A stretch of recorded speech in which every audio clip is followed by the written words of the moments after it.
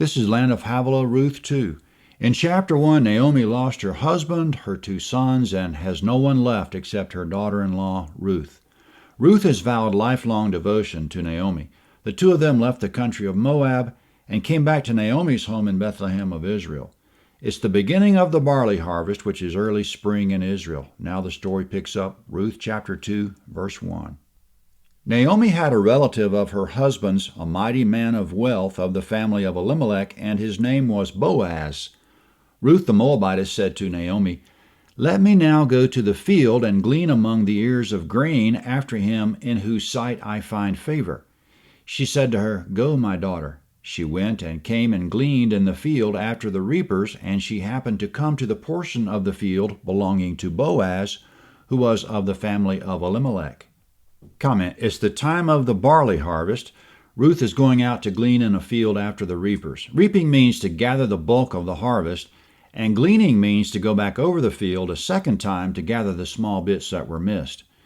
Yahweh established the law in Israel through Moses that the owner of a field may of course reap his own field, but he may not glean. He must leave the gleanings for the poor, for foreigners, orphans, and widows, Leviticus 19:9, 23:22, and Deuteronomy 24:19.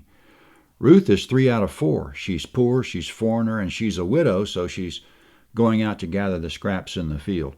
It happened by chance, and chance is in quotes because we know God's at work here. But by chance she came to the field of Boaz, and furthermore, also by the same chance, Boaz is a relative of her deceased father-in-law Elimelech. Verse 1 says Boaz was a mighty man of wealth, which could be an accurate translation, but the Hebrew doesn't necessarily imply monetary wealth.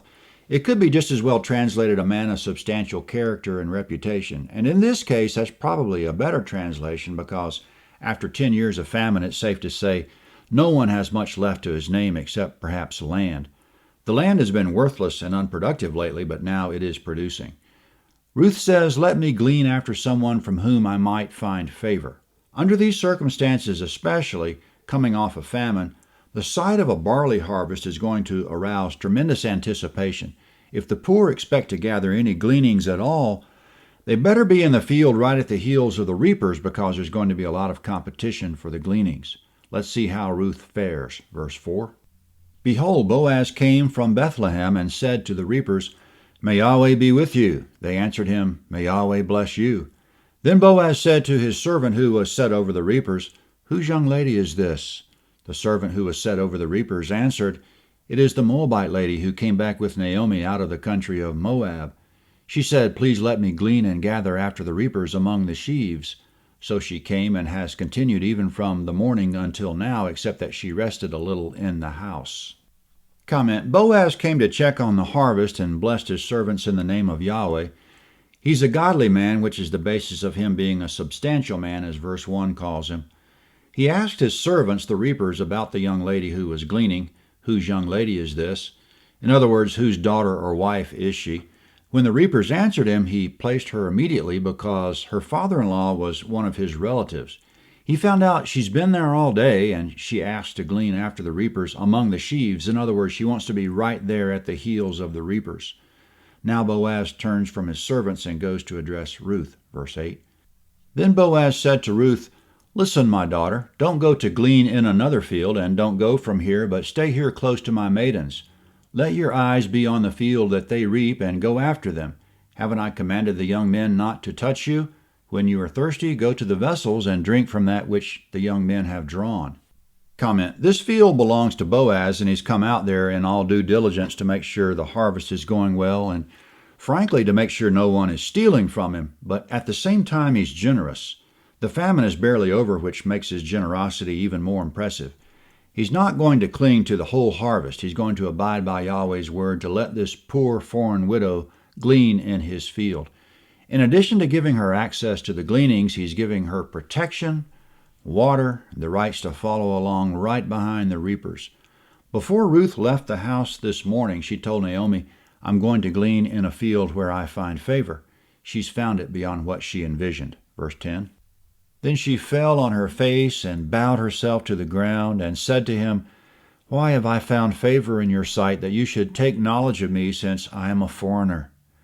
Boaz answered her, I have been told all about what you have done for your mother-in-law since the death of your husband, and how you have left your father and your mother and the land of your birth and have come to a people that you didn't know before. May Yahweh repay your work, and a full reward be given to you from Yahweh, the God of Israel, under whose wings you have come to take refuge. Comment: Boaz appreciates character when he sees it. Boaz gave Ruth what sounds like a blessing in this translation, but in literal translation it reads more like a prophetic statement that would apply to anyone, including you and me, so we can hear it as one of God's promises. Quote, Jehovah shall repay your work, and your reward shall be complete from Jehovah, the God of Israel, under whose wings you have come to take refuge. End quote. Green's literal translation. Your reward shall be complete. No good deed will go unrewarded.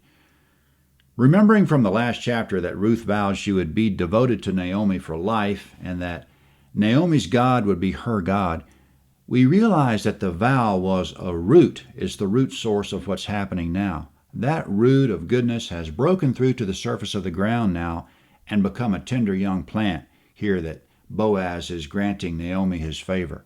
And to go straight to the end of the story, that plant has never stopped growing to this day. Her actions eventually resulted in the coming of Jesus the Messiah, so we could say that this little plant has grown to fill the entire universe. It started with just one little righteous commitment by one small person, the most important part of which was taking Yahweh as God. Verse 13. Then she said, Let me find favor in your sight, my Lord, because you have comforted me, and because you have spoken kindly to your servant, though I am not as one of your servants. Comment, literally, quote, you have spoken to the heart of your servant. She says, I am not as one of your servants. In other words, she's a foreigner who wouldn't ordinarily be accepted in Israel, but Boaz has accepted her. Verse 14. At mealtime, Boaz said to her, Come here and eat some bread and dip your morsel in the vinegar. She sat beside the reapers, and they passed her parched grain, and she ate and was satisfied and left some of it. When she had risen up to glean, Boaz commanded his young men, saying, Let her glean even among the sheaves, and don't reproach her. Also pull out some for her from the bundles and leave it. Let her glean and don't rebuke her. Comment, this is a picture of God's care for us, if perhaps we can find his favor. God is a mighty, wealthy, substantial, righteous man of valor with an eye toward the humble and faithful. After Ruth got up and went away from the place of the meal, Boaz instructed the reapers to leave some extra for her. Verse 17. So she gleaned in the field until evening, and she beat out that which she had gleaned, and it was about an ephah of barley. Comment, that's about 6 gallons or 24 liters of barley. No doubt Ruth had trouble carrying that much. Verse 18. She took it up and went into the city. Then her mother-in-law saw what she had gleaned, and she brought out and gave to her that which she had left after she had enough. Comment, she had enough for herself and Naomi. Verse 19. Her mother-in-law said to her, Where have you gleaned today? Where have you worked? Blessed be he who noticed you. Comment, Naomi knows this was more than a gleaner could expect without someone's favor. Still in verse 19.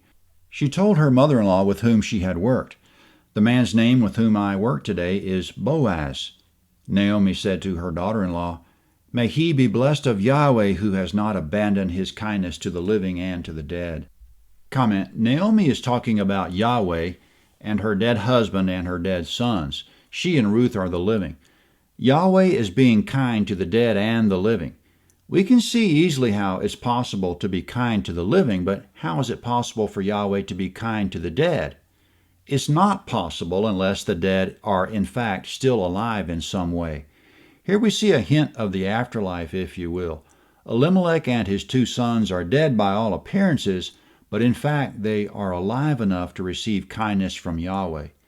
Naomi's statement doesn't establish the afterlife, but it is a hint at what we now know to be true. There is indeed an afterlife. Still in verse 20. Naomi said to her, The man is a close relative to us, one of our near kinsmen. Ruth the Moabitess said, Yes, he said to me, You shall stay close to my young men until they have finished all my harvest. Naomi said to Ruth her daughter-in-law, It is good, my daughter, that you go out with his maidens, and that they not meet you in any other field. Comment: the Hebrew verb indicates that if she goes to another field, she might be met with an attack. So it's good that she stays in Boaz's field for a number of reasons. He's a relative, he's been kind to her, he's made sure she's safe, they're dropping stalks for her, they're letting her stay right with them so she has first shot at the gleanings. And Boaz has flat out told her, don't go to another field, verse 23. So she stayed close to the maidens of Boaz to glean to the end of the barley harvest and of the wheat harvest, and she lived with her mother-in-law. Comment: this verse indicates the passage of many weeks. Wheat ripens long after the barley, Exodus 9, verses 31 and 32.